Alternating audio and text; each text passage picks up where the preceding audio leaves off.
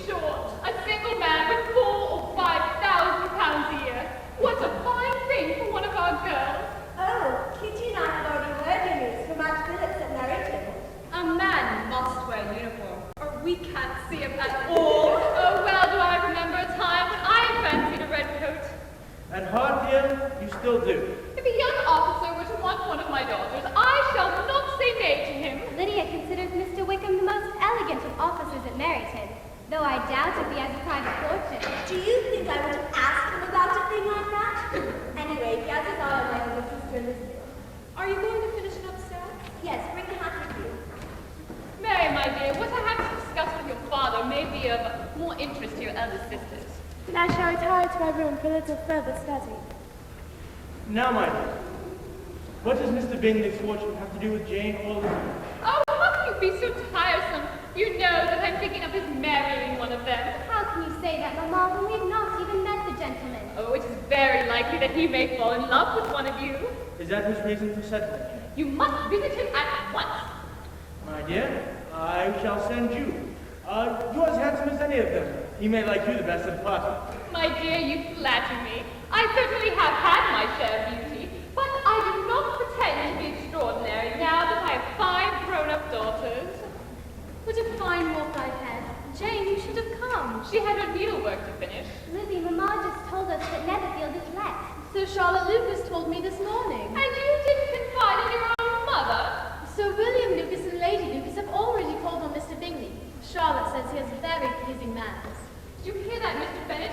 Only think of your girls. It would be impossible for us to visit him if you do not. I dare say Mr. Bingley will be happy to see you. Now, if it'll make you feel better, I'll send along a few words of giving him my consent to his marrying whichever my daughter she chooses. Now, Papa. Jane, will you come with me to my room? Mamma may feel she can speak more freely in our absence. Order tea served in a few moments, Lizzie. Yes, Mamma. Mr. Bennet, I insist that you call upon Mr. Bingley at once. Only think of what an establishment it will be for one of your girls. Well, then I must put in a good word for my little Lizzie. You will do no such thing. Lizzie is no better than the others. She is not half as handsome as Jane, nor half as good-humoured as Lydia. No. And you always give her the preference. Am I? Oh, you delight in vexing my poor nerves. You mistake me, my dear. I have great consideration for your nerves. I have heard you mention them endlessly for these past 20 years. They are my good friends. Oh, you don't know what I suffer. My dear, I dare say you will live long enough to see many men of £4,000 or £5,000 a year move into the neighborhood. Now I hope to be understood in my library. Lady Lucas and Miss Charlotte Lucas, madam. Show them in, Hill, and tell Lizzie and Jane that we have guests. Yes, madam.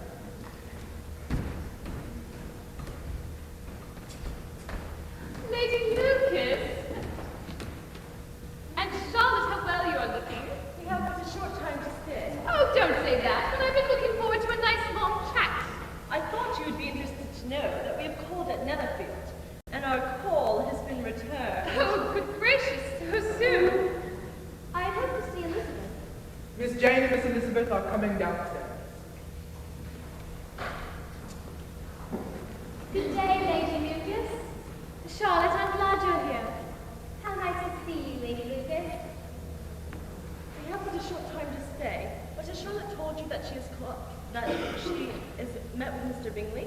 Yes, and that he asked her for the first dance when he gives his ball at Netherfield. How nice for you, Charlotte.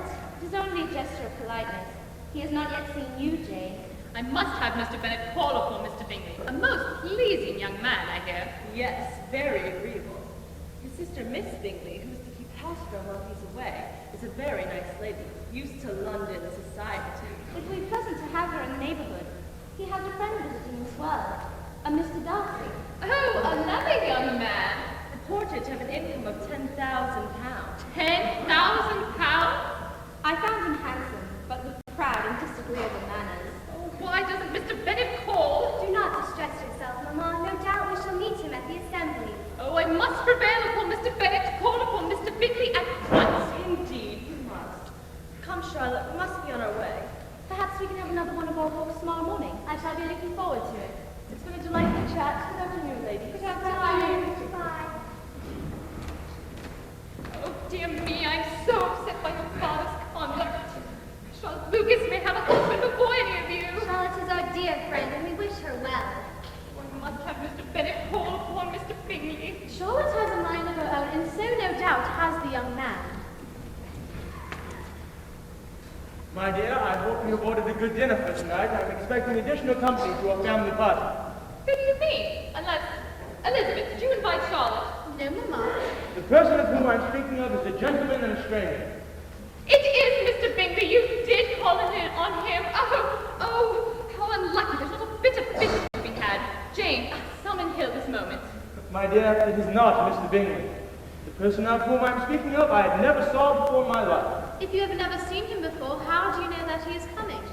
Oh, your father speaks in riddles purposely to vex my poor nerves. You will notice, my dear, I have a letter. I didn't know you had a letter. You gave me no chance to mention it beforehand. It came a fortnight ago from my dear cousin, Mr. Cole. Oh, pray do not mention that odious man. Mr. Collins, indeed. Can't he wait until you're dead to turn us all out of this house? My dear, nothing we can do will stop Mr. Collins from inheriting Longbourn when I die. Oh, it is the most grievous affair that your own estate should be entailed away from your own daughter. It is the law, Mamma. I cannot bear to think of it. Your heart may be softened when you hear what he has to say. Oh, I'm sure it shall not. For one, he says he has received his ordination Oh, a clergyman. and has been appointed a rectory by his patroness, Miss Lady Catherine de Bourgh. Whoever she may be. Anyway, he's coming for a fortnight's visit. Am I supposed to make him feel welcome? Judge yourself by these ones. Madam, I cannot be otherwise concerned that I am the means of injuring your daughter, I'm glad he realizes it. and that I come prepared to make any amends possible. Well, if he should want to make amends, I shall not be the one to stop him. I am impatient to see you. And I'm impatient to see Mr. Bingley. Why do you remain so stubborn on this matter? If it will relieve you, I have already called upon the gentleman. Oh, Papa, you have? Oh, how good of you. Thank you, my dear. This is Papa's idea of a good joke from us all. To call and never say a word about it until now. He'll let Mamma tell him all about Mr. Bingley. Oh, Lady Lucas will soon see that Charlotte is no whit ahead of my Mamma, own. what do you think? What are they talking about now? We saw it from her window upstairs. The carriage from Netherfield. A young gentleman is getting out. It must be Mr. Bingley. Oh, he has a fine blue coat. A lady is with him and another gentleman. Oh, Elizabeth, smooth down your hair. Yes, Mamma. Mr. Bingley, Miss Bingley, and Mr. Darcy. Show them in here. Yes. And then have Mary come down. Oh, and order tea served in a few moments. Yes, ma'am. Oh, Mary makes such a good impression on visitors. Jane, be composed as I am. Do not show undue interest. Lydia and Kitty, stop fretting and remember your manners. Jane, continue with your needlework. Men admire an accomplished woman. Elizabeth, watch your sharp tongue. Yes, Mamma. My dear, I think for once you have your family in order.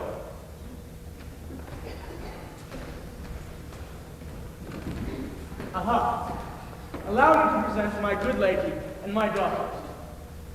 Miss Jane, Miss Elizabeth, Miss Catherine, and Miss Lydia. It is a pleasure. And may I introduce my sister, Miss Bingley, who has desired to make your acquaintance. How delighted I am, Miss Bingley. And my friend, Mr. Darcy. Please be seated. Tea will be served in a few moments. I hope you are well established at Netherfield by now. Yes, indeed, thanks to the excellent management of my sister. I don't know a place that is the equal of Netherfield. You will not think of quitting it in a hurry, hurry, I hope. Whatever my brother does is done in a hurry. If I should resolve to quit Netherfield, I should probably be off in 5 minutes. At present, however, I find the surroundings quite charming. I can't abide the country. One moves in such limited society. But people themselves alter so much that there's something new to be observed in them forever. Oh, I don't know what advantage the city has over the country, except for the shops. Wouldn't you agree, Mr. Bingley? When I'm in the country, I never wish to leave it. And when he is in town, it is pretty much the same. That is because you have the right disposition. Now this gentleman here seems to think nothing at all of the country. Indeed, Mamma, you quite mistook Mr. Darcy.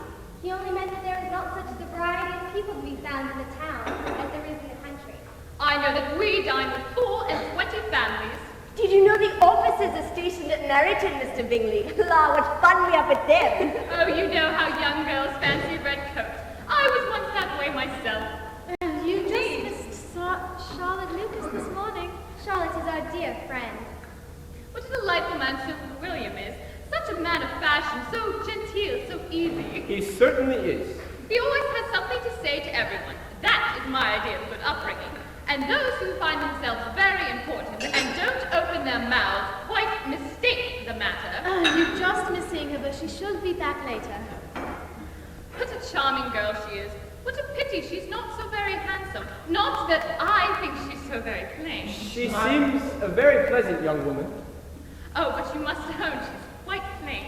My dear, I think we can find some other topic of conversation. But Lady Lucas has often said so herself and envied my Jane's beauty. Mamma! I don't like to boast about my own child, but to be sure, Jane, it's what everybody says. They are quite right. My third daughter, Mary, will be down presently.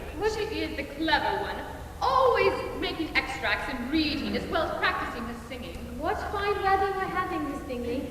I find it still a little cool. Real right.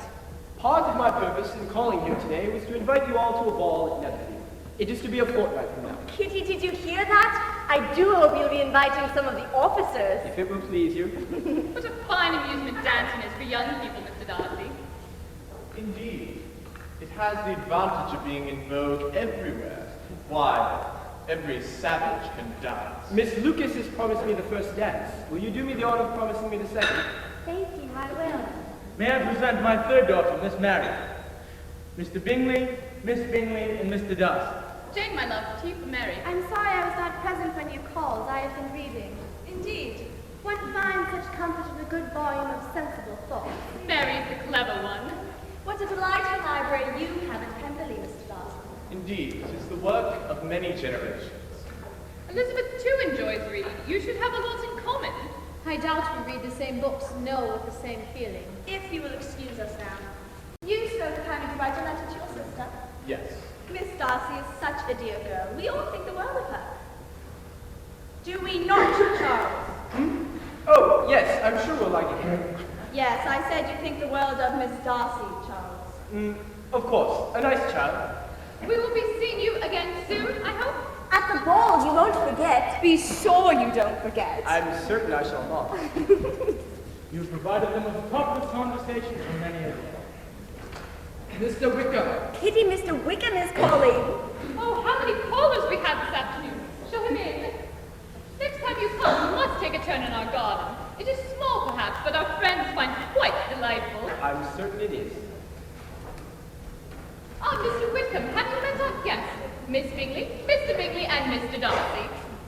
We bid you good afternoon. Oh, good afternoon. Mr. Wickham, I leave you in the tender graces of these ladies as I will retire to my library. I am charmed, I assure you. I shall continue with my extracts. I have called with an invitation from your sister, Mrs. Phillips. How nice of you. She would be pleased to have your daughters at her home tonight for dinner.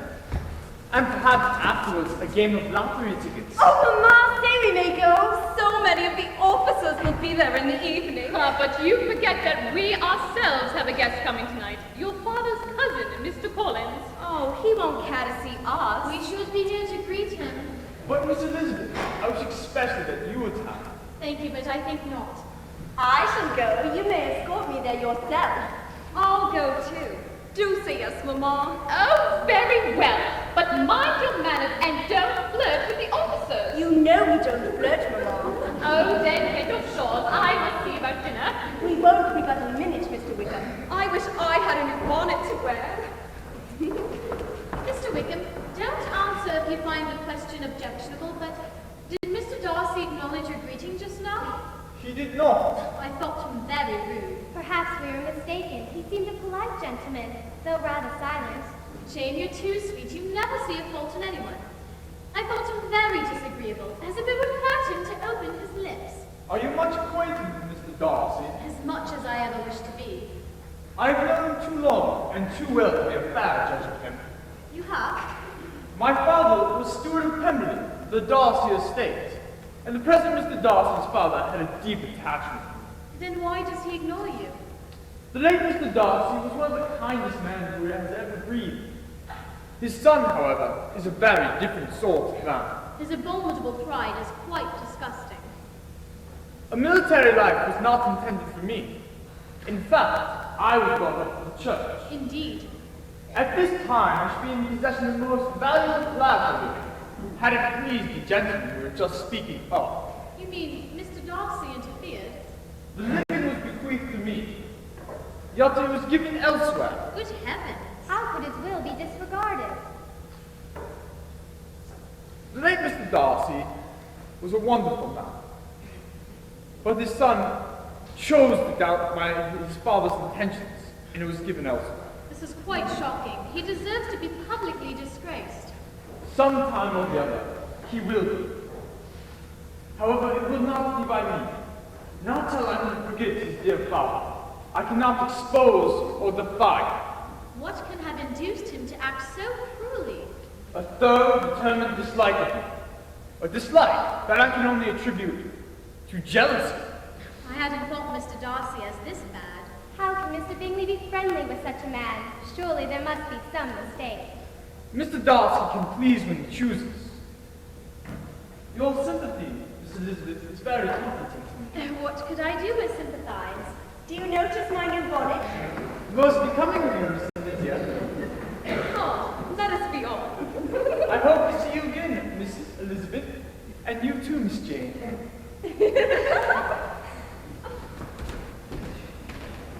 Lizzie, dear, what did you think of him? Mr. Wickham? No, Mr. Bingley. What did you think of him? He never took his eyes from you. I think he's just what a young man ought to be. Sensible, good-humored, lively, and I never saw such a happy man. And he's also very handsome, which a young man ought to be if he possibly can. I am very much flattered by him asking me for the dance. I never expected such a compliment. And why not? Oh, Elizabeth. It's only natural. He couldn't stop seeing how pretty you are. Dear Lizzie, do you really think so? You have my word, and I give you leave to like him. If only Mamma would... I know, but we can't change Mamma. She will always be the same. Have the girls gone? Yes, Mamma. Oh, my dear, the way he looked at you. Did you notice, Lizzie, how taken he was? I noticed. That proud Mr. Darcy paid you little attention, but it is no ill luck to be disliked him. I agree. He is quite a horrid man, and I quite detest him. Mr. William Collins, matter. Gracious, so soon! Show him in, Hill. Lizzie, fetch your father.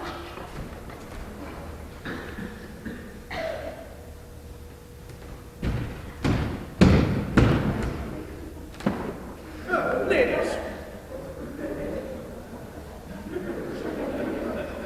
My cousin, Mr. Cole. Your servant, sir. I trust I do not intrude upon your good lady with my visits. No, may I introduce my good lady and my eldest daughter, Miss Jane. A pleasure to make your acquaintances. Please be seated, Mr. Collins. Thank you. I trust you had a pleasant journey. Very pleasant indeed. In fact, I am looking forward to making the acquaintances of your other daughters, for I have heard much of their beauty. Oh, how kind of you to say so. In the case of Miss Jane, fame has certainly fallen short of the truth. Indeed, that is what everybody says. I don't doubt that in good time you will see them all very well disposed and married. I hope with all my heart that it may be so. For alas, they will be destitute enough. Things are settled so oddly. My dear, let us not go into that. You allude perhaps to the intent of this estate? I do indeed. It is a very grievous situation. Ah, yes, I agree, and we still... Oh, and not that I mean to find fault with you. I am very sensible, my dear, to the hardship I've caused my fair cousins, and I come prepared today to admire them. Ah, yes, and even more. How kind of you to say so. Ah, may I present my second eldest daughter, Miss Elizabeth. Pleasure to make your acquaintance as well. Thank you. Mamma, shall Jane and I oblige you by making sure Mr. Collins's room is in readiness? I wish you would, my dear. As I said, I came prepared to admire your daughters. Oh, it is the express advice of my patroness, Lady Catherine de Barr, who twice has condescended to give me her advice that young clergymen like myself need to what? Oh, Mr. Collins! And it was my hope that a mistress from my home would be found here long ago. So this is what you meant by making amends? Ah, it is my dear sir. Oh, Mr. Bennet, only think of what a wonderful thing it would be for one of our girls.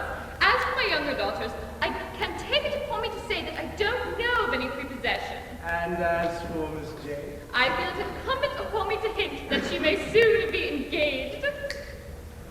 Right, in point of seniority, Miss Elizabeth. She's quite unattached. Ah, very charming young lady. Oh, I am cautious of appearing too forward or precipitate, so at this time I shall stay no more. But perhaps we are better acquainted. Oh, Mr. Collins. Right. Since I am sure that my welcome is cordial, I instruct your man to bring in my bags. Oh, Mr. Bennet, did you hear what he said? My dear, I have not had the pleasure of losing my hearing quite yet.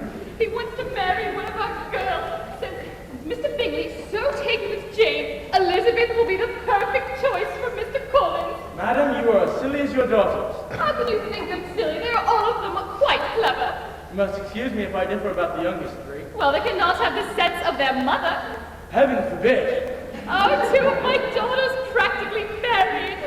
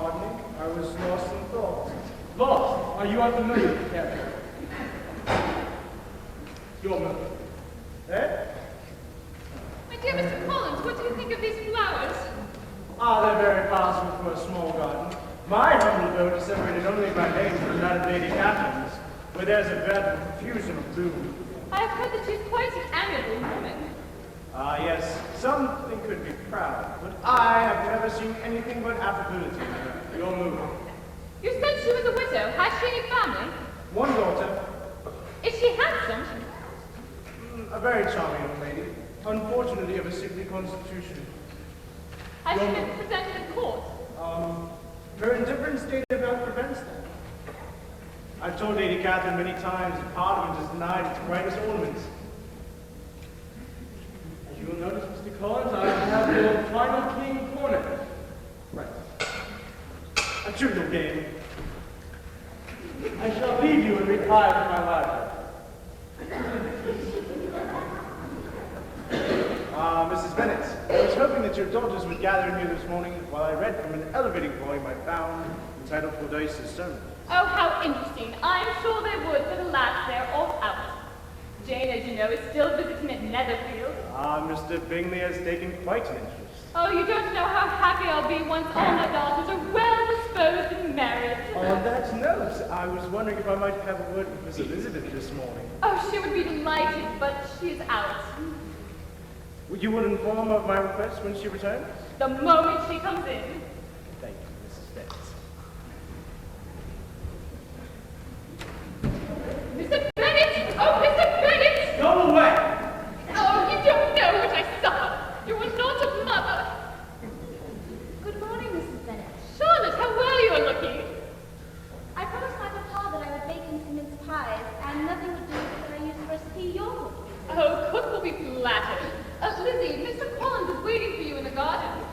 fresh air will do him good. He wishes to speak with you at once. Yes, Mamma. I shall see cook about that recipe. Don't turn away, Charlotte. I want to talk to you about the ball at Netherfield. Everyone was mentioning how much attention Mr. Bingley paid to Jane. It did seem as if he admired her. Is Jane happy? Very happy, but you know how she is. So composed that a man can never really tell her own feelings. It's a mistake for a woman to conceal her affection with too much skill. Mr. Bingley likes her sister undoubtedly, but he may never do more than like her if she does not encourage her. Oh, but she does, as much as her nature will allow. Plus, if a woman is partial to a man, he must figure it out on his own. In 9 cases out of 10, it is better for a woman to show more affection than she feels. The time to fall in love is after she is sure of him. Not Jane. Her love knows no design. You didn't fare so well at the ball, Lizzie. That dreadful Mr. Darcy. I overheard him talking about me. You did? Oh, Lizzie. Mr. Bingley suggests that he asked me to dance. Fine, Mr. Darcy said. She is tolerable, but not handsome enough to tempt me. Poor Eliza, to be only just tolerable. Even if he did like me, I wouldn't be so put out. Mary, Hello. Hello, Charlotte. Reading again. In a way, Mr. Darcy's pride is understandable. A fine young man of family, fortune, and with everything in his favor has a right to be proud. I could forgive his pride if he hadn't mortified mine. Pride is a very common failing, I believe, by all that I have ever read. I'm convinced that human nature is particularly prone to it. Indeed, there are few of us who do not cherish a feeling of self-complacency on one score or quality or another, real or imaginary. I really must get that recipe. Pride and vanity are two very different things, though the words are often used synonymously. A person may be proud without being vain. Indeed. I'll see you again before I go. Please do. Pride relates more to our opinion of ourselves. Vanity is when we would have others think of us. I know you are smart, Mary. The idle chatter of my 2 younger sisters holds no appeal for me.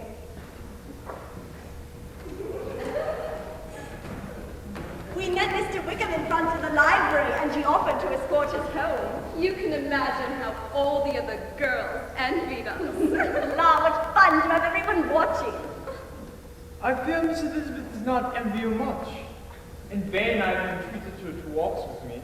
Oh, but I did not refuse from intent, but only because I was occupied at the time. I am never too busy to go walking with a handsome young man in a red coat.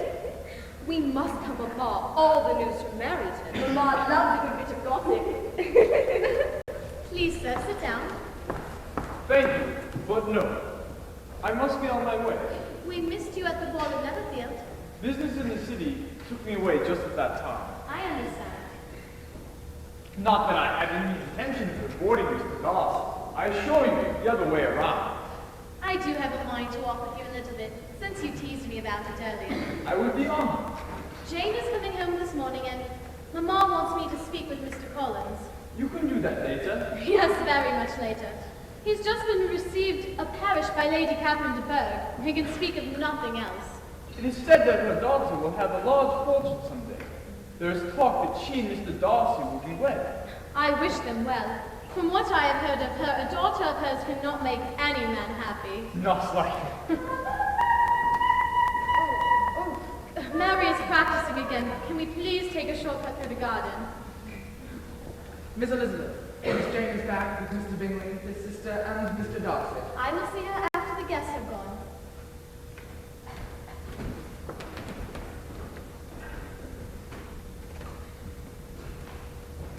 Sit down, my dear Caroline. And you too.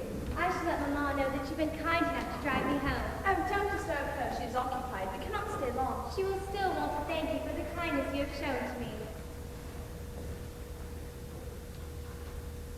Jane Bennet is really a very sweet girl. She is all of that. I wish with all my heart that she were well settled. But with such a mother, such low connections, I'm afraid there is no chance of it. If she had not one connection at all, I would not think one jot less of her. Nevertheless, how can she expect to marry a man of any consideration in the world? You are right, Mr. Darcy. Jane was quite a successor to our ball, but I noticed that Miss Elizabeth Bennet was not very much of an attraction to you. Why do you say that? You made no effort to dance with her. I detest dance. Darcy? No reason. This must be serious.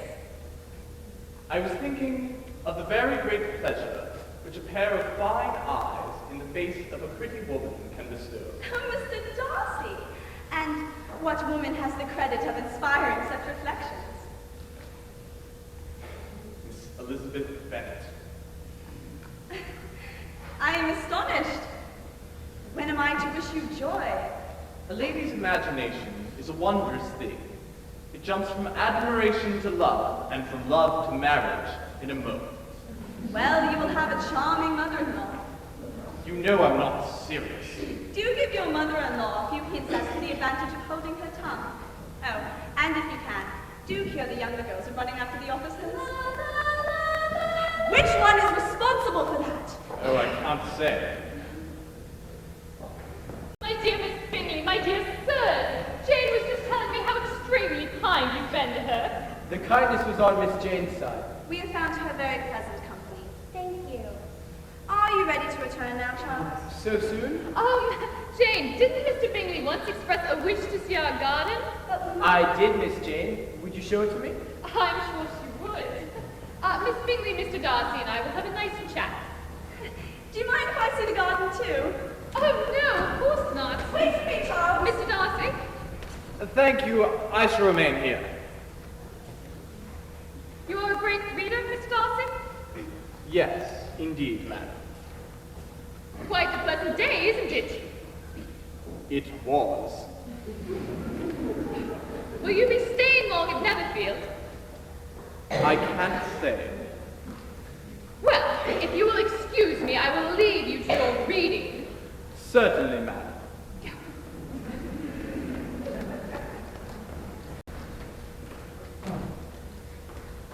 Hello, Mr. Darcy. Miss Elizabeth, we brought Miss Jane home. I've just seen her. I sure she had a pleasant trip.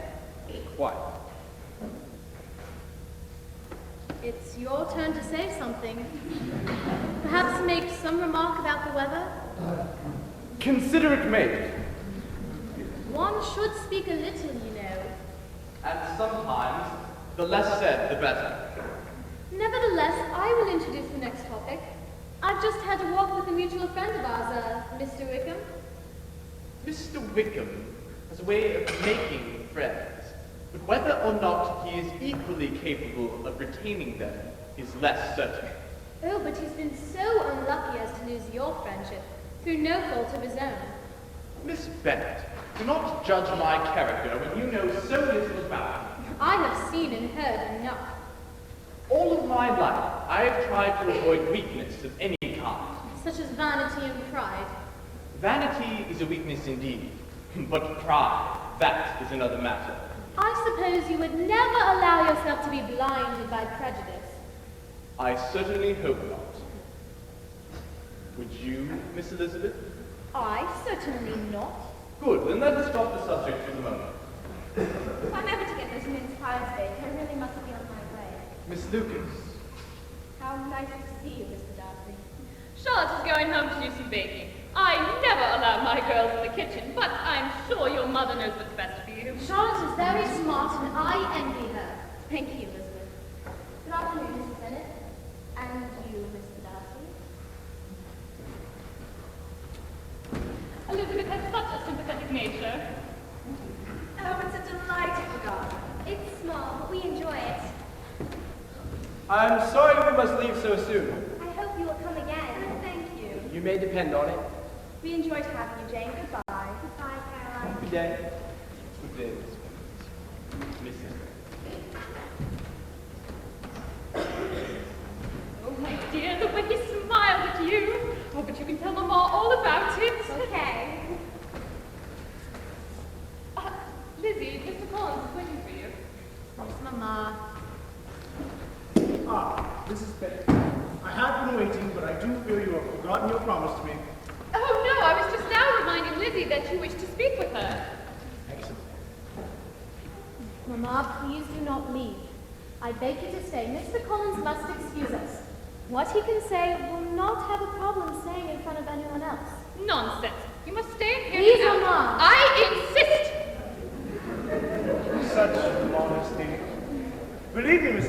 You would have been less amiable in my eyes had there not been this little unwillingness. Oh?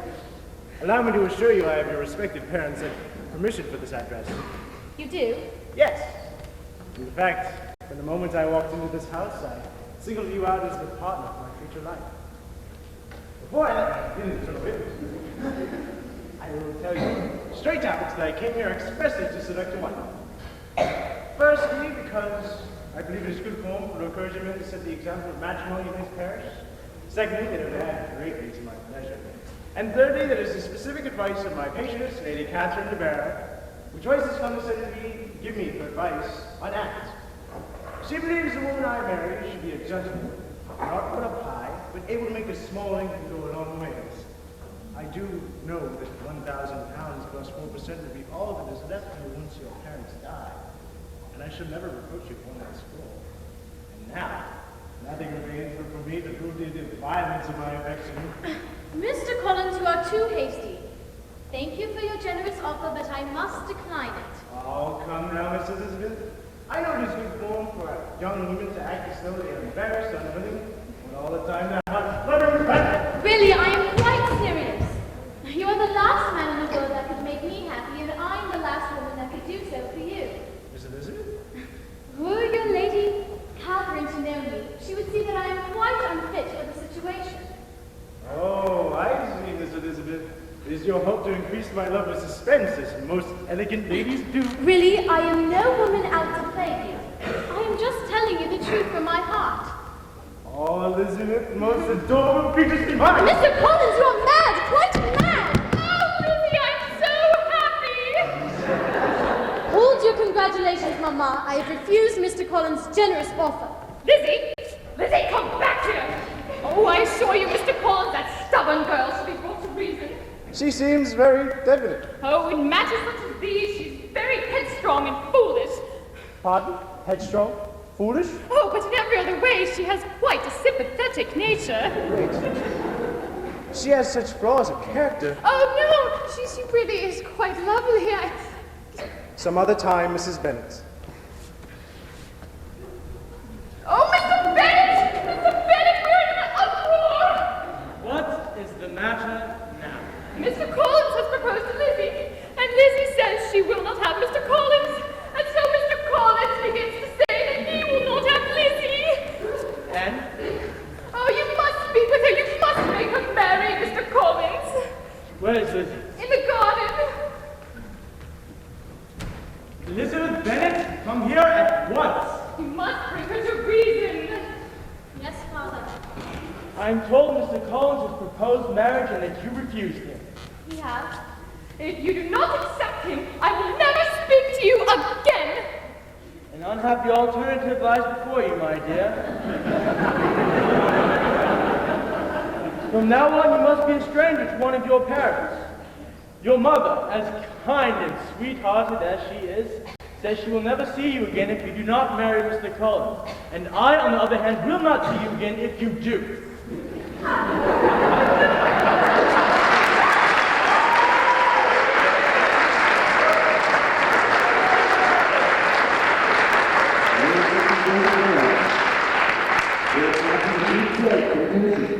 This is a reminder that there's no stop or previous dependent art providing position. The consensus is restored out in the air to your left. Thank you and enjoy it.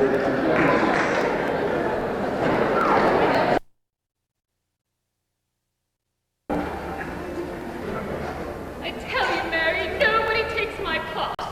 Yes, Mamma. I'm cruelly used. Nobody feels for my poor nerves.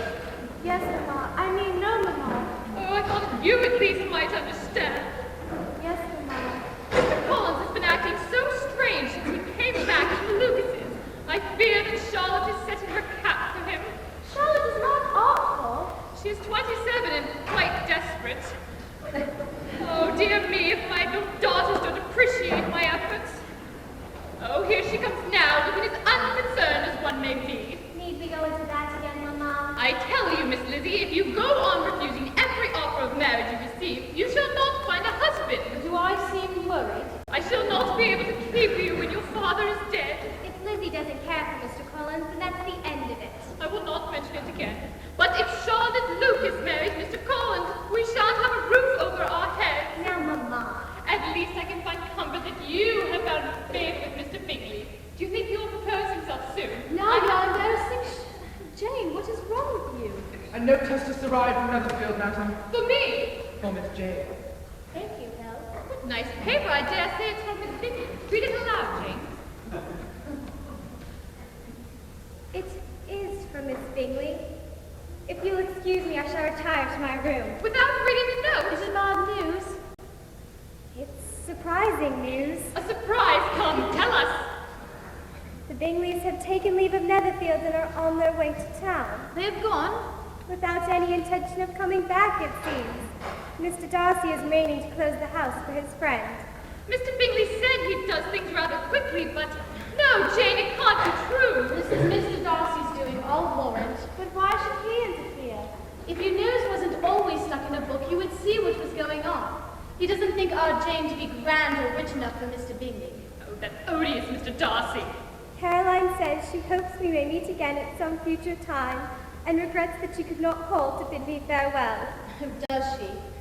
She hints that there's some attachment between Mr. Bingley and Mr. Darcy's younger sister. That can't be true. Anyone that has seen you two together could not doubt his affections for you. That, too, is Mr. Darcy's plan. To marry his sister to Mr. Bingley. Oh, my poor Jane. Come, I shall put a cold compress on your forehead. Please, Mamma, I'd rather be alone. Perhaps I can console her with some of my extracts. Mr. Darcy is at the back of this. He wouldn't dare. He would. He and Mamma, what do you think? It's the most exciting thing. The regiment has been ordered to Brighton. Finally, someone can walk down Meryton without stumbling over an officer. Oh, how can you joke about it? Oh, my poor Kitty. Well do I remember how I cried for 2 days when Colonel Miller's regiment was ordered away. My heart was broken. What are you so happy about, Lydia? She has nothing to cry about. Oh, there now. If only your father would let us all go to Brighton for the summer. Papa would never agree. Lydia, out with the news you're bursting with. Colonel Forster's wife has invited me to go with her on a visit. Why, Lydia, has she really? She said a little sea air is just what I needed. It would do me a great deal of good, too. But it was me she invited. I can't see why Mrs. Foster should ask Lydia. I mean, I'm 2 years older. Come dry your eyes and help me look over my things. I shall need at least 2 new buttons. You knew Lou, we must ask your father. What is all to do about this time? The regiment has been ordered to Brighton. And Lydia has been invited to go with solicitors. I shall need just yards and yards of lace, Mamma. I don't remember anyone asking for my permission for this trip. Please, Papa, don't let her go. Why not? Mrs. Forster is a very young chaperone, and there'll be so many soldiers at Brighton. My dear, we will have no peace at Longbourn until Lydia has made a fool of herself in one way or another. And I cannot find a situation of more convenience to myself. But her manner is so unguarded and imprudent. My dear, I think you exaggerate just a little bit. Foolish? Well, yes, she undoubtedly is. But scarcely out of it. She is already a determined little flirt. Papa, it is for her own good. Colonel Forster is a good man and will keep out of any real mischief. I sincerely hope so. Now I must go give her my permission so she will not bother me later by asking for it. Charlotte, and Mr. Collins, what are you doing in the garden? Miss Charlotte has kindly consented to return with me. I've been calling upon Sir William and Lady Lucas all morning. Lizzie, I have something very important to tell you. I do hope it's good news. We've had so much of the other kind. May I please speak to Mr. Bennet? He went out that way a moment ago. Thank you. It is so kind of you to take some time out to walk with Mr. Collins. I'm obliged to you more than I can say. Why should I not?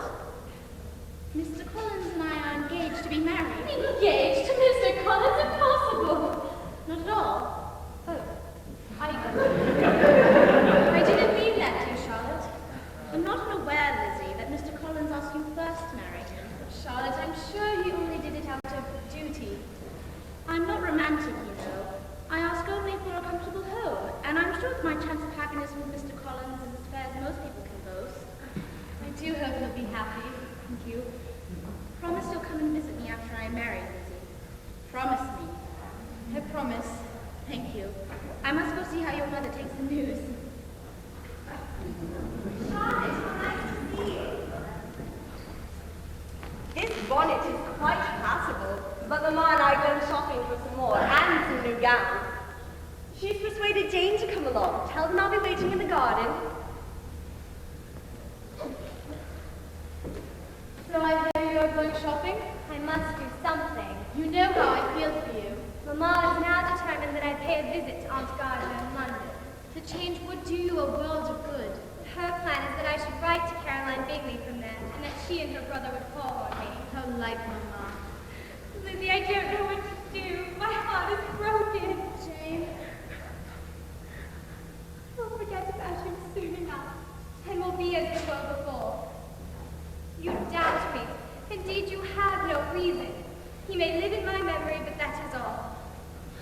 Jane, I feel as if I've never done you justice or loved you the way you deserve. Oh no, Lizzie. You think all the world to be as good as you are, but the more I see of it, the more I am dissatisfied. And now Charlotte's engagement, it is unaccountable. Lizzie, you must remember that Charlotte is one of a large family but of little fortune. She may feel something like regard or esteem for our cousin. I can't bring myself to think so. Mr. Collins is a pompous, narrow-minded, conceited young man, and she knows that as well as we do. Indeed, Mr. Bennet, it is very hard to think that Charlotte Lucas should ever be mistress of this house. There's not think about that yet. Come, Jane. Oh, are we forced to make way for her and leave to see her take my place? My dear, let us not give way to such gloomy thoughts. Let us flatter ourselves and think that I may outlive you.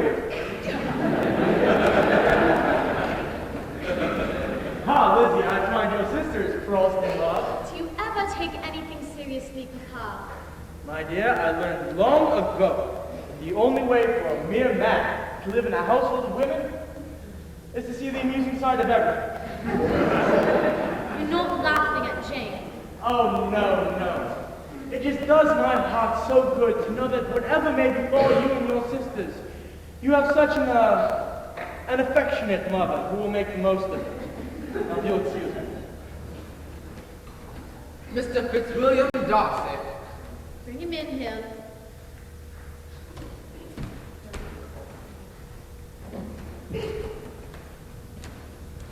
Miss Elizabeth, I'm glad to find you alone. I see your friends left Netherfield in quite a hurry. Indeed, I've seen to the closing of the house for Mr. Bingley is not likely to return? It is probable that he will be spending very little time there in the future. Indeed.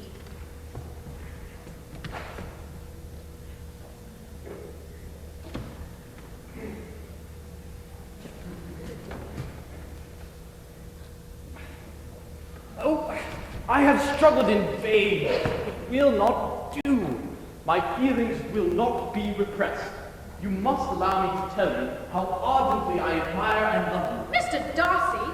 My attraction is so strong that, in spite of all of my endeavors, I find it impossible to conquer my feelings for you. You mean you have tried not to love me? Well, I realize that there is a great difference in our connections, and that there are certain disadvantages in marrying into such a family as yours, but nevertheless... How dare you speak of my family like that? It is because I love you that I dare to speak at all, that I dare to offend the society of which I am a part. How can you speak of love and offense in the same breath? Is this all the reply which I may expect? It is more than you deserve. Do you think I would marry any man who would lie to me against his will and against his reasoning? Do you think any consideration would tempt me to marry the man who's been the means of ruining the happiness of my sister? I don't understand. You dare not understand. Can you deny that you've been the means of separating Jane from Mr. Bingley? Can you deny it? I have no wish to deny it. I did everything in my power to separate your sister from Mr. Bingley. Toward him I have been kinder than toward myself. Mr. Darcy, they love each other. What right have you to put their love into your hands? You speak of love. What can you know of love? And is this your opinion of me? It is. Then I thank you for explaining so fully. My faults by this calculation are heavy indeed. They are. But might not these offenses have been overlooked had not your pride been hurt? My pride? Was it not pride that prohibited you from accepting my honest confessions for the reasons why I cannot ask you sooner to be my wife? Nothing you could have said would have tempted me in the least bit to be your wife. You are the last man in the world I would want to marry. It is not only your unfeeling disregard for Jane's happiness, but I also know you to be false to the obligations which family loyalty impose on you. You refer perhaps to Mr. Wickham? I do. Then forgive me for having taken so much of your time, and accept my best wishes for your happiness in the future.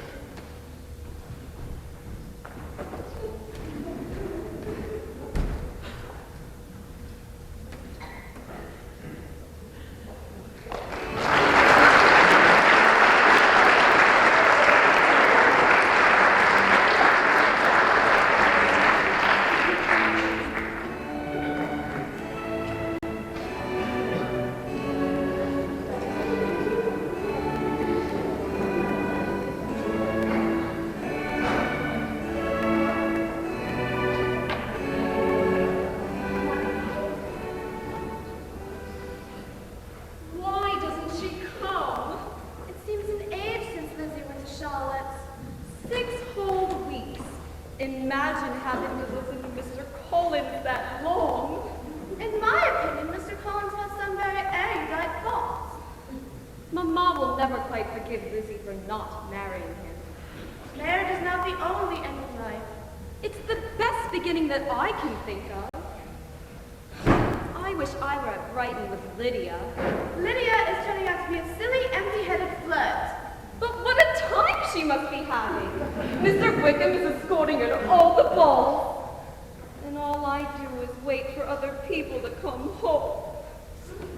Do not exert yourself, Jane. Sit on the settee for a few moments. I'm not an invalid, Mamma. Oh, nonsense. There's not a spot of colour in your cheeks. I don't know what Aunt Gardner was thinking, letting you get so run down. Aunt Gardner was very kind, and I feel perfectly fit. Really, I do. Men, as some wise person once observed, are at the bottom of all trouble. Or did he say women? Kitty, has the postman come yet? It's been ages since I had my last letter from Lydia. Lydia was very well, Mamma, according to my last letter. Here comes Papa's carriage now. Oh, I've got no more reading done this afternoon. Mamma! And dear Jane and Kitty and Mary, how good it is to be home. And we're glad to have you back. Yes, we are. Tell us all the news. How does Charlotte look? Does she seem happy? First let me catch my breath. The presence of the mere man may not stop the rattling of female tongues, but I will leave you. Jane, you look tired. Oh, I'm fine. I had the most delightful time in London. Did Mr. Bingley call on you? He was very busy. His sister Caroline called instead. Once.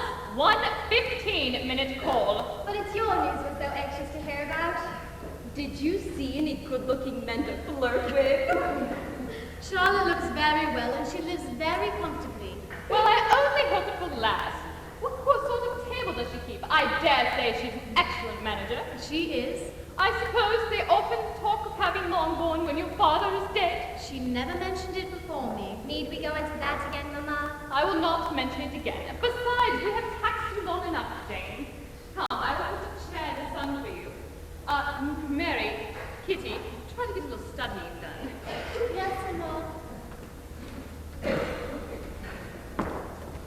Lizzie, dear, tell me everything. Did you see Mr. Darcy? Quite often at Lady Catherine's. Did he make any reference to that strange proposal of his? None at all, but he did try to be a little more agreeable. Lizzie, dear, do you really think you did right? You mean you don't blame me for refusing him? No, but to be thwarted in love is just such a terrible thing. Jane, you're always thinking of someone else.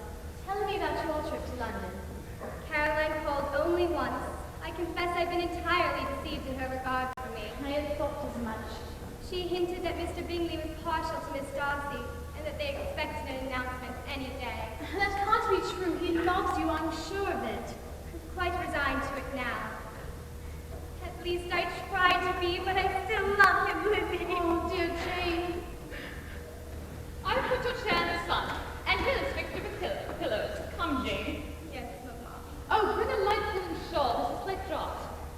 I seem to have left it upstairs. Lizzie will get it for you. No, she will not. I will not be treated as an invalid. What do you think of this sad situation of Jane's? I am very worried about her health. For my part, I am determined to never again speak to Mr. Bingley. He's quite an undeserving man, and I'm sure she shall not get him now. I think not. Oh, I just know that Jane will die of a broken heart, and then he will see what he's done. Lady Lucas, madam. Show him in, Elle. Oh, Lucas is a selfish, designing woman. He came to gloat over Charlotte's marriage. I'm sure she just wants to see how Charlotte is doing. Oh, every time she comes in here, I can just see her looking over the place, wondering when Charlotte will be able to move in. My dear Lady Lucas!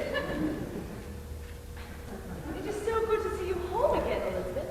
How did you leave my dear Charlotte, your good husband?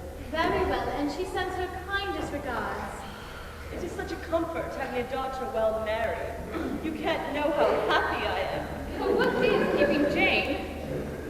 It's such a pity that young Mr. Bingley doesn't. Lydia's enjoying herself in Brighton, I trust? Indeed, yes. How nice to see you, Lady Lucas. Jane, you look so pale. It's nothing, a slight indisposition. I hope Lydia's not seen too much of Mr. Wickham. I hear that he has left gaming debts of a considerable amount behind him in Merrington. Gaming debts? His pleasant countenance seems to deceive a great many of people. He's left debts to every tradesman in the place. I had no idea. Oh, neither had I. People in Merrington are all convinced, though there was a time that was considered ill-used by Mr. Darcy. You mean he told it generally that Mr. Darcy cheated him out of his inheritance? My dear, everyone knows about it. But I thought he said not for the life of him would he try to ruin Mr. Darcy's reputation. It seems that that was exactly the method he used to ruin it. Mr. Wickham's deceived us, Lizzie.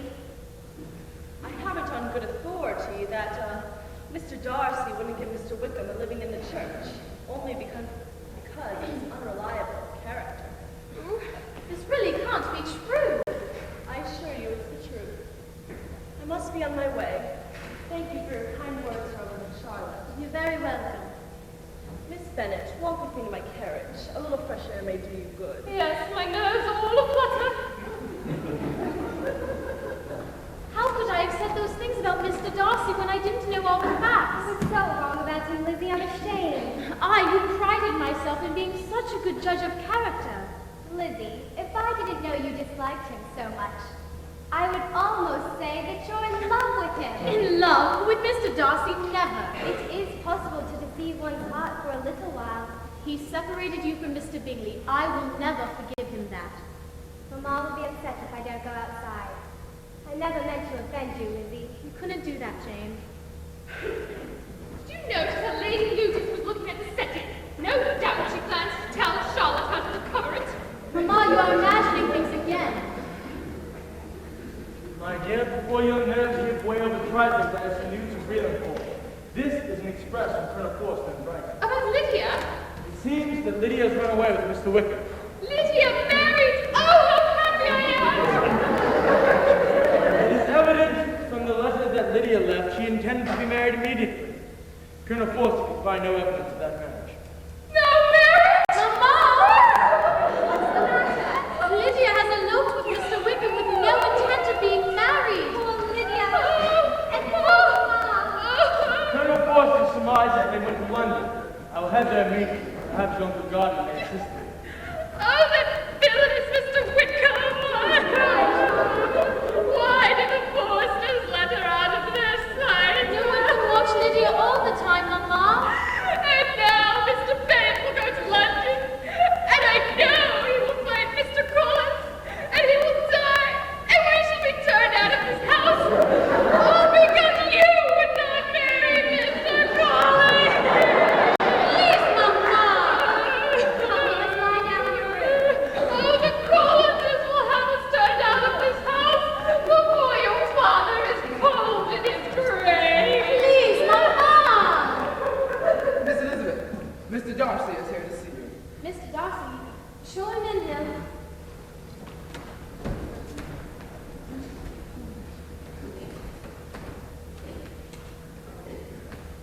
Elizabeth. How do you do, Mr. Darcy? It's surprising to see you. Might it not also be a little bit happy? I find it hard to be happy at a time like this. What seems to be the matter? Mr. Darcy. Shall I get you a glass of wine? No, no. I'm all right.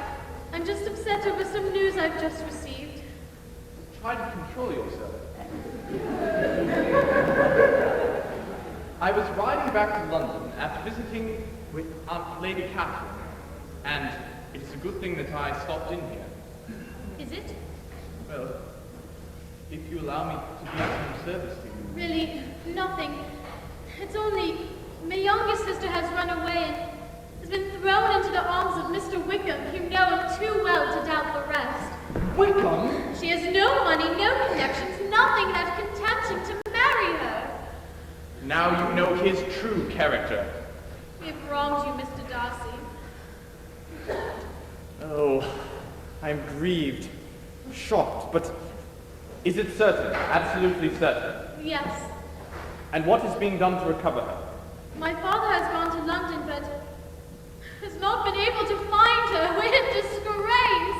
Control your tears, please, Miss Elizabeth. Such humiliation, no one will speak to us ever again. I wish that there was something that I could say or do to ease you in your distress. Lydia's lost forever. Try to maintain hope, Miss Elizabeth. But I must ask you to excuse me. You're leaving? Immediately, for London. Do you think you'll ever be able to forgive me for thinking ill of you? I shall try.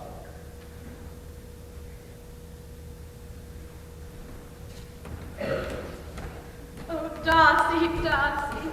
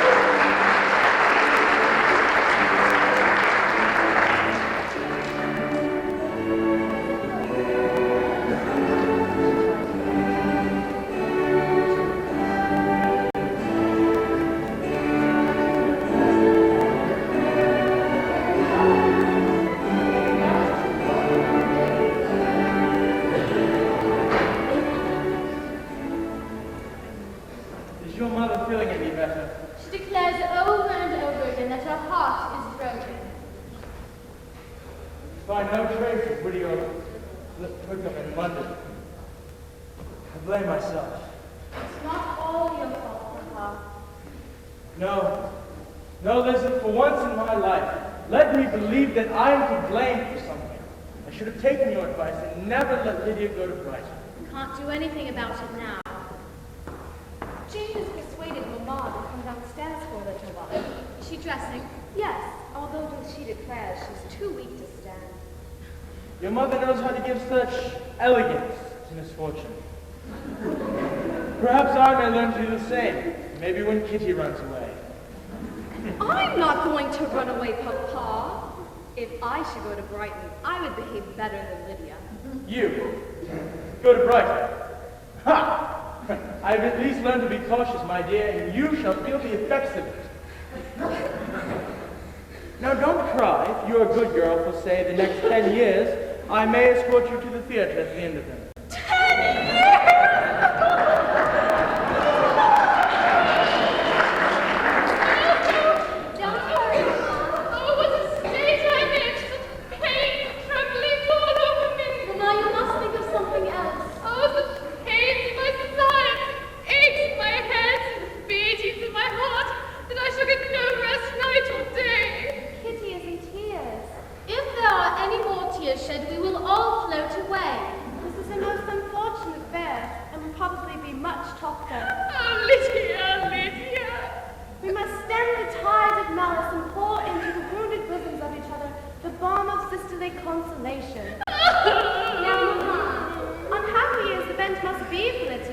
We cannot shrink from the useful lesson that loss of virtue in a female is irretrievable. You better get some fresh air.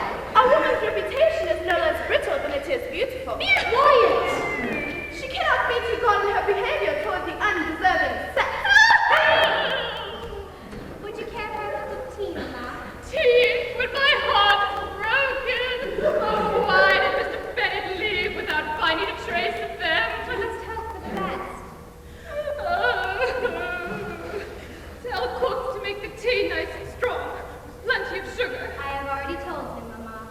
Here it is, madam, nice and hot, and will do you well. I'm sure it shall not.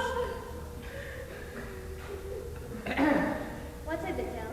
I thought you all might like to know that Netherfield has been occupied again. What? So the housekeeping informed me. Mr. Bingley is expected back this morning. Thank you, Hill. So Mr. Bingley is returning. Do you hear that, Jane? Not that I care about it. Your tea is getting cold, Mamma. Of course, he is more than welcome to come back to Netherfield, and who knows what may happen. Is it strong enough? Shall I ring for Hill? I must tell your father to call upon him at once. Papa shall do nothing of the kind, Mamma. Oh, what a great daughters I have! But the mother, but the father. I'm sorry to distress you, Mamma, but I will not allow myself to be forced upon Mr. Bingley again. If he wants my society, let him seek it. Shall I help you to your room? Oh, don't bother! I shall bear all my sufferings alone.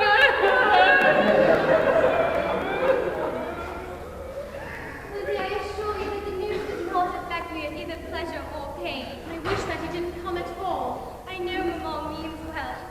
She doesn't know. Nobody can know. I wish there was some happiness for the both of us. Why, Lizzie, dear, what's wrong? I find I can't get him out of my head for even a moment. Mr. Darcy? He no longer cares for me, and I don't know if I love him or hate him more. How unfortunate we all seem to be, Lizzie. Jane, Lizzie, congratulate me, I'm married! Oh, Lydia! Allow me to present Mrs. Wickham. Mamma, Papa, everybody come quick, here I am! Mamma, I'm married! Your dutiful son-in-law, madam. And yours, sir. Oh, we must hear about your wedding clothes. My dear, you must decide how much you will give her. Goodness gracious, when I went away, I had no more idea of being married when I came back again, though I did think it would be a very good deal of fun if I was. Well, then I'm glad to see you find pleasure in the situation, young lady. Wickham! You, sir, I would like a word with you. Yes, sir. Do the people hereabouts know that I'm married? How can they, but we ourselves just found out. I was afraid they might not. So when we passed Lady Lucas's carriage, I let my hand sit on the side of ours so that she might see my ring. Lydia, you did it. And then I bowed and smiled like anything. How could you? Your bonnet is the prettiest I have ever seen. The color is far too gay. Oh, I must tell him. Prepare to sound change for our bride and groom. I'm going with you. I want to see Hill's face when he hears the news. Mary, I may find you useful too.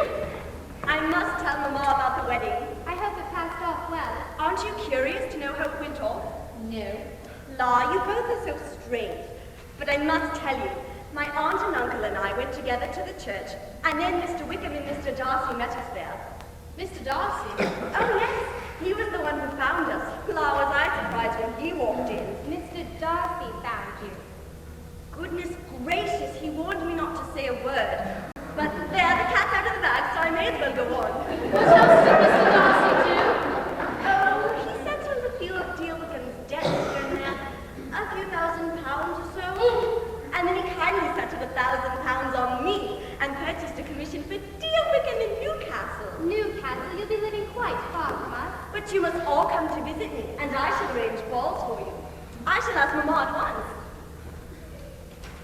But Mr. Darcy should have done this for our family. He's done it for you, Lizzie. I can't bring myself to think so. You must. I'm humble, but I'm proud of him. I'm afraid I interrupt sisterly confidences. You do. But it does not follow that the interruption must be unwelcome. I should be sorry. As it were, we are always good friends, and now we are the better. I see you saw something of Mr. Darcy in town. I did. He is in good health, but very busy. Perhaps preparing for his marriage to Mr. Berg. I should not be surprised. His Aunt Catherine has a hot ceremony announcing that engagement. I wish him well.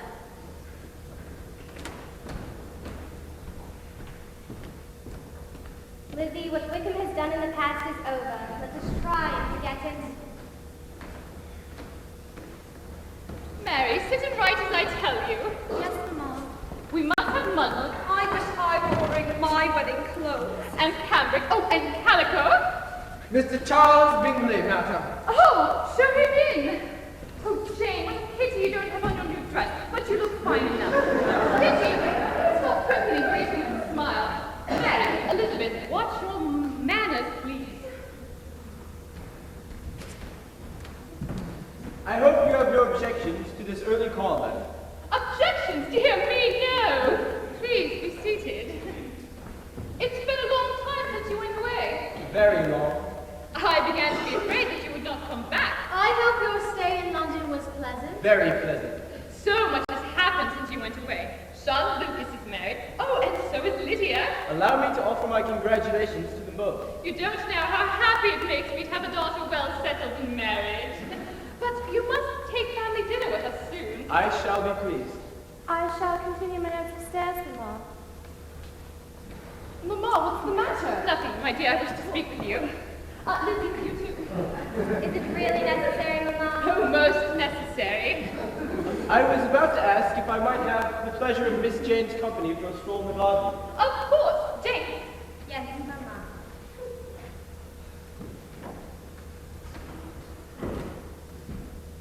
Oh, my dear, he's as fond of her as ever. I warned you about jumping to conclusions again, Mamma. Mark my words, we shall have her at Liverfield yet. Lady Catherine de Bourgh, madam. Oh, show her in, Bill.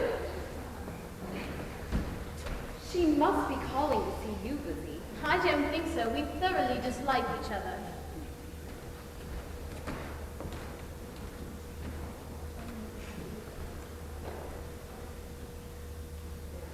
I hope you are well, Miss Bennet.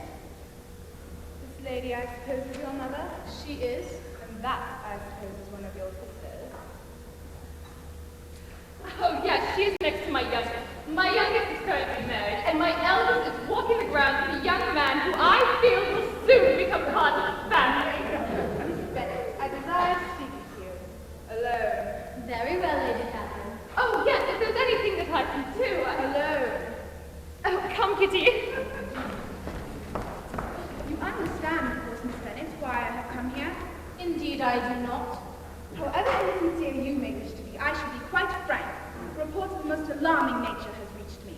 And what has it to do with me? It seems you are scheming to marry my nephew, Mr. Darcy. Oh? Of course, I know this to be a scandalous falsehood. Such an alliance is impossible. If it is impossible, I wonder why you took all the time to come here. I insist that you deny the reports at once. Indeed. Do you deny it? Has my nephew made you an offer of marriage? But I thought you just said such an alliance would be impossible. Miss Bennet, I am Mr. Darcy's nearest relative, and what concerns him deeply concerns me. But you are no relative of mine and have no reason for me to answer any of your questions. Mr. Darcy is engaged to my daughter. If that is true, then you'll have no reason to think you will ask me to marry him. Impossible, girl. Think twice before marrying one is so far above you. My daughter has family, connections, a fortune. You have nothing.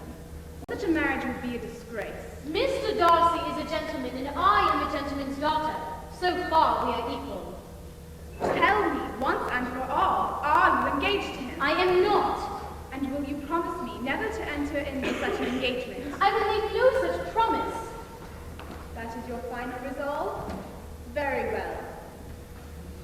I shall know how to act. Do not imagine, Miss Bennet, that your ambition in regard to Mr. Darcy will ever be satisfied. Aunt Catherine, since Miss Elizabeth is too polite to ask you to leave, I must do so. My dear Darcy, if you had heard the pretensions of this upstart girl. At once. I take no leave of you, Miss Bennet, and I send no compliments to your mother. You deserve no such attention.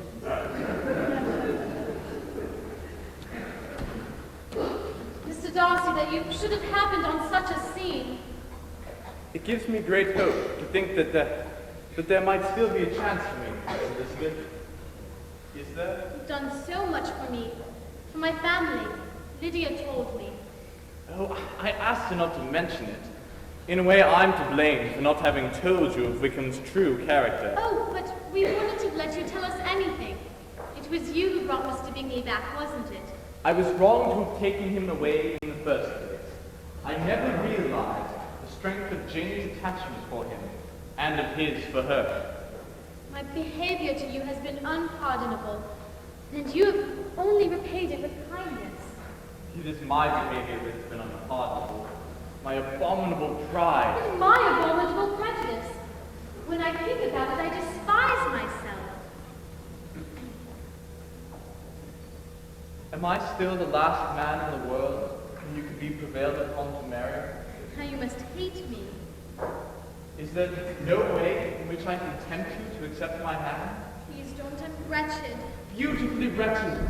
Elizabeth, I love you. Mr. Darcy. Will you do me the great honor of becoming my wife? Yes, Mr. Darcy. Papa is in the library if you'd like to ask him. I shall ask him at once.